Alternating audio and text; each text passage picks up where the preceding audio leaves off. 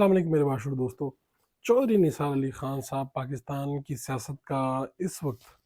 ایک ایسا کریکٹر ہے کہ جو زیادہ دیر تک بھی لاپتہ نہیں رہتے۔ پچھلے دنوں وہ منظر عام پر آ گئے ہیں، انٹری انہوں نے مار دی ہے۔ کبھی کبھی جب ان کا دل چاہے وہ میڈیا سے بات کرتے، چودھری نثار علی خان صاحب کی بڑی دلچسپ عادات تھی۔ ہمیں ایک پنڈی میں تعینات آفیسر نے بتایا جب وہ وزیر داخلہ تھے کہ یہ اپنے پاس فون نہیں رکھتے تھے اور کسی کے ذریعے ان سے بات ہوتی تھی۔ اس سے بھی زیادہ دلچسپ بات یہ تھی کہ وہ کہتے تھے کہ ان کا ایک اپنا گروپ ہوتا تھا، سیاستدانوں کا بھی اور قریبی لوگوں کا بھی، افسران کا بھی۔ یہ اس سے زیادہ باہر کوئی انٹریکٹ نہیں کرتے تھے اس طرح سے۔ نواز شریف صاحب کے قریبی ساتھی رہے، کئی سال رہے، پھر پارٹی کی جب دوبارہ حکومت بنی، شاید خاقان عباسی صاحب وزیر اعظم بنے، یعنی دوبارہ سے مراد نواز شریف کو ہٹایا گیا تو خاقان عباسی صاحب آئے، مگر یہ ان کی کیبنٹ میں شامل نہ ہوئے۔ چودھری نثار علی خان بھی اس وقت وزارت عظمیٰ کے بڑے سوٹیبل کینڈیڈیٹ تھے، لیکن ان کے اوپر کسی کی نظر نہیں گئی یا انہیں بنایا نہیں گیا۔ بہرحال وہ وزارت داخلہ سے علیحدہ ہو گئے، اور دلچسپ بات یہ ہے کہ اب وہ کسی بھی پارٹی میں نہیں ہے۔ تو ان سے پوچھا گیا بھی آپ کس پارٹی میں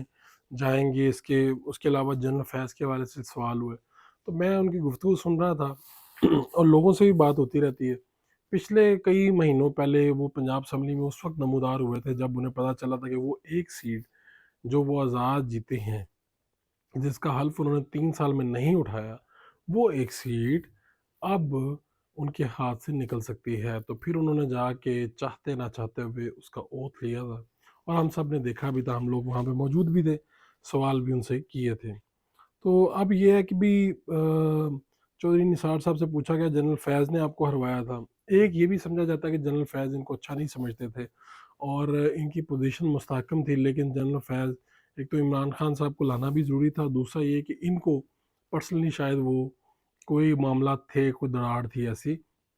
لیکن انہوں نے اس کے اوپر کھل کر بات کرنے سے انکار کیا۔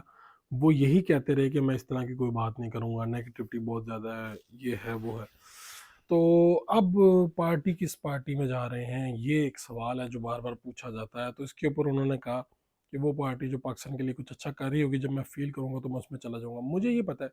کہ عمران خان صاحب کی طرف سے انہیں دوبارہ سے آفر کی گئی ہیں،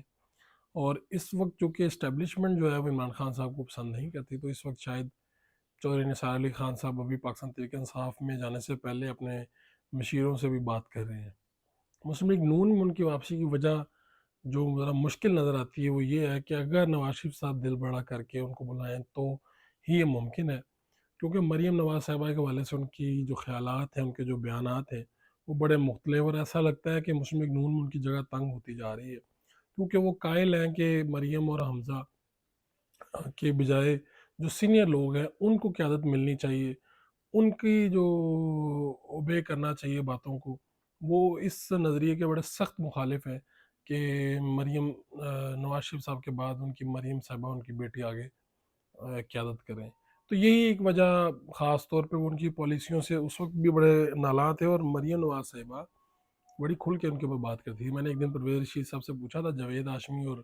چودھری نثار صاحب کا کمپیریزن، تو انہوں نے ایک بات کہی تھی، انہوں نے کہا تھا ہیرے اور پتھر کا کیا تقابل اور کیا موازنہ۔ تو چودھری نثار علی صاحب دوبارہ سرگرم ہو گئے ہیں، ایک پاورفل کینڈیڈیٹ ہیں۔ اس طرح کی سچویشن میں جب مختلف پارٹیوں کا کچھ پتہ نہ چل رہا ہو، تحریک انصاف کی پاپولیرٹی ہے، پی ڈی ایم حکومت میں ہوتے ہوئے غیر مقبول ہے، تو چودھری نثار علی خان صاحب جیسے کینڈیڈیٹ کی ویلیو مزید بڑھ جاتی ہے۔ میرا یہ خیال ہے وہ اسٹیبلشمنٹ کے قریب سمجھے بھی جاتے ہیں اور وہ ہیں بھی، تو شاید کسی اچھے ٹائم کا انتظار کیا جا رہا ہے، اور چودھری نثار صاحب بہت اہم ہو سکتے ہیں کسی بھی وقت میں، یہ صورتحال بن سکتی ہے۔ اپنے میزبان فاروق وڑائچ کے ساتھ